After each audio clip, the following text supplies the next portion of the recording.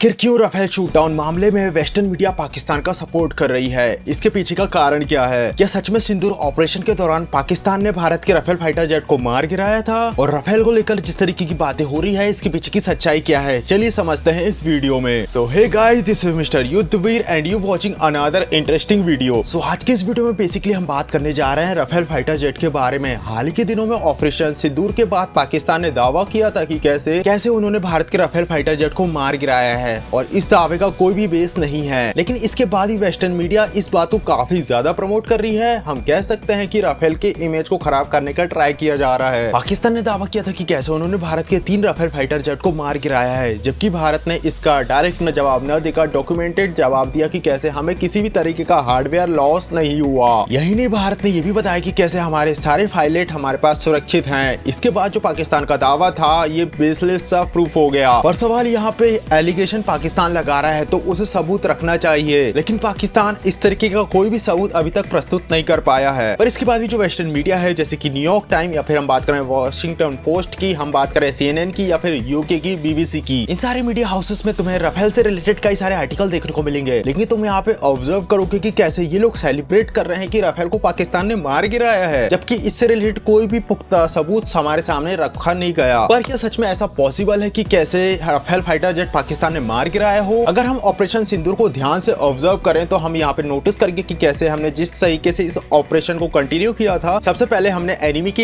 Air defence system को मार गिराया था। ऐसे सिनारियो में जब एनिमी का एयर डिफेंस सिस्टम ठीक से वर्क नहीं कर पाता है तो हमारे हार्डवेयर के लॉस होने की संभावनाएं काफी ज्यादा कम हो जाती है। चलो एक बार हम मान भी लेते हैं कि कैसे पाकिस्तान ने हमारे राफेल फाइटर जेट को मार गिराया, पर सोचने वाली बात है कि फाइट के दौरान ये सारी चीजें तो होती ही है। लेकिन जिस तरीके के आर्टिकल वेस्टर्न मीडिया में तुम पढ़ोगे तो तुम्हें समझ आएगा कि ऐसे ये लोग खुश हैं राफेल के मार गिराए जाने से। हमें यहाँ पे समझना होगा कि कैसे राफेल एक फ्रेंच फाइटर जेट है और ये 4.5 जनरेशन का सबसे पॉपुलर फाइटर जेट है। इसकी डिमांड काफी ज्यादा है वर्ल्ड में। 200 से ज्यादा फाइटर जेट के अभी ऑर्डर दिए गए हैं। पर क्या हो अगर राफेल की इमेज खराब हो जाए? तुम अगर मार्केट से राफेल को अगर हटाकर देखोगे तो तुम्हें पता चलेगा कि ऐसे इसी कैटेगरी के दूसरे फाइटर जेट भी मार्केट में अवेलेबल है। पर जरा सोचकर देखो कि क्या हो राफेल की इमेज खराब हो जाए तो इससे किसका फायदा होगा? राफेल से अगर तुम मार्केट को हटा देते हो तो आखिर प्रॉफिट कौन कमाएगा? नो डाउट इसमें यूरो फाइटर टाइकून को काफी ज्यादा फायदा होगा, क्योंकि वह राफेल की जगह ले लेगा। कई सारी कंट्रीज जिनका ओपिनियन है कि कैसे यूरो फाइटर टाइकून को कई सारी कंट्रीज मिलकर बनाती हैं, तो उन्हें ये फाइटर जेट नहीं लेना, उनकी चॉइस राफेल है। और इसी लिस्ट में आता है F-16। अगर यूरो फाइटर टाइकून और राफेल को अगर इस पूरी सीरीज से हटा दिया जाए तो F-16 का काफी ज्यादा फायदा होगा। यानी कि राफेल की इमेज डैमेज होने के बाद यूरो फाइटर टाइकून और F-16 का बहुत ज्यादा फायदा होगा। दैट्स व्हाई इस सिचुएशन का फायदा उठाते हुए जो बिग फर्म्स हैं वो अपने फाइटर जेट को प्रमोट करने के लिए राफेल की जो इमेज है उसे डैमेज करने के लिए सारी चीजें कर रही हैं जो वो कर सकते हैं। और हमें यहाँ पे पता चलता है कि कैसे हमें वेस्टर्न मीडिया पर बिल्कुल भी भरोसा आंख बंद करके नहीं करना चाहिए। यानी कि हम यहाँ पे कह सकते हैं कि ये सारे जो आर्टिकल हैं उनके पेड होने की बहुत ज्यादा संभावना है। हम बात करें एशियन कॉन्टिनेंट में भारत की, या फिर हम बात करें इंडोनेशिया की, या फिर हम बात करें अरेबियन कंट्रीज जैसे कि कतर की या UAE की, ये वो सारी कंट्रीज है जिन्हें राफेल की जरूरत है। और अगर राफेल की इमेज खराब होती है तो यहाँ पे इजीली जो बाकी की कॉम्पिटिटर कंपनीज हैं इनका फायदा होगा। हालांकि ये पहला एग्जांपल नहीं है। हम अपने फाइटर जेट ग्रिपेन और तेजस मार्क II के जरिए ये बात समझ सकते हैं कि कैसे कंपटीशन से पीछे करने के लिए अलग अलग टैक्टिक्स का यूज किया जाता है। तेजस मार्क II जिसकी काफी ज्यादा पसंद थी, जिस तरीके की टेक्नोलॉजी हम तेजस मार्क II में लगाने जा रहे थे, ये 5th जनरेशन का फाइटर जेट होने वाला था और कहीं ना कहीं हम इसे इंटरनेशनल मार्केट में भी सेल कर सकते थे। लेकिन सबसे बड़ी दिक्कत ये है कि जो इसमें इंजन लगने वाला है G414, ये अमेरिका से आता है, लेकिन हमें पता है कि कैसे GE यानी कि जनरल इलेक्ट्रिकल इसे सप्लाई नहीं कर रही है। और जब हमारा फाइटर जेट बनकर तैयार ही नहीं होगा तो हम इसे क्या ही बेचेंगे? तो इस तरीके की कई तरीके की टैक्टिक्स वर्ल्ड में यूज की जाती है। कोलंबिया जो कि ग्रिपेन को खरीदना चाह रहा था, लेकिन यूएस ने यहाँ पर इंजन गेम खेला और इंजन की सप्लाई को ब्लॉक कर दिया, और इजीली जो ऑर्डर ग्रिपेन को मिलते अब वो दूसरे फाइटर जेट को मिल जाएंगे। हम बात करें राफेल की तो भले ही राफेल 4.5 जनरेशन का एयरक्राफ्ट है, लेकिन इसमें भी कई सारी खामियां हैं जो कि मुझे इसके रडार में नजर आती है। राफेल में अगर गैन बेस एयर रडार होता तो ये काफी अच्छी बात होती। सपोज हम बात करें हमारे एनिमी, या फिर हम बात करें हमारे अपोनेंट जैसे कि पाकिस्तान और चाइना, जिनके पास एयरक्राफ्ट में अगर गैन बेस रडार मौजूद है तो यहाँ पे राफेल काफी ज्यादा बैकफुट में नजर आएगा। हालांकि अच्छी बात यह है कि जो हमारे अपोनेंट कंट्रीज हैं, या फिर बात करें एनिमी कंट्रीज जैसे कि चाइना और पाकिस्तान, उनके पास ऐसा पुख्ता तौर पर कोई दावा नहीं किया गया कि इनके फाइटर जेट में गैन बेस एयर रडार मौजूद है। हालांकि J-20 को लेकर यह दावा किया जाता है कि कैसे J-20 में गैन बेस एयर रडार है, लेकिन इसको लेकर कोई भी पुख्ता सबूत अभी बाहर नहीं आया है। अगर हम gain base air radar opponent के पास अगर ना हो तो हमारा हमारा राफेल यहाँ पे सुपीरियर साबित होगा। लेकिन अगर ये आ जाता है तो राफेल के लिए काफी बड़ी दिक्कत हो जाएगी। सो गाइस, ये थी एक छोटी सी वीडियो जहाँ पे हमने बात करी कि कैसे जो वेस्टर्न मीडिया है आखिर वो पाकिस्तान के इस दावे को सपोर्ट क्यों कर रही है कि कैसे उन्होंने भारत के 3 राफेल फाइटर जेट को मार गिराया। आई होप ये वीडियो तुम्हें पसंद आया हो। वीडियो पसंद आया वीडियो को लाइक, चैनल को सब्सक्राइब करेगा, क्योंकि मैं इस तरीके की वीडियोस इस चैनल में काफी ज्यादा अपलोड करूंगा। हम बात करें डिफेंस की, या फिर हम बात करें युद्ध की, या फिर हम बात करें वॉर की, ऐसी सिचुएशन, हिस्ट्री से रिलेटेड कई सारी वीडियोस तुम्हें इस चैनल में देखने को मिलने जा रही है। फ्यूचर में तुम्हें हिस्ट्री में हुई वॉर्स या फिर वॉर टैक्टिक्स, या फिर हम बात करें युद्ध से रिलेटेड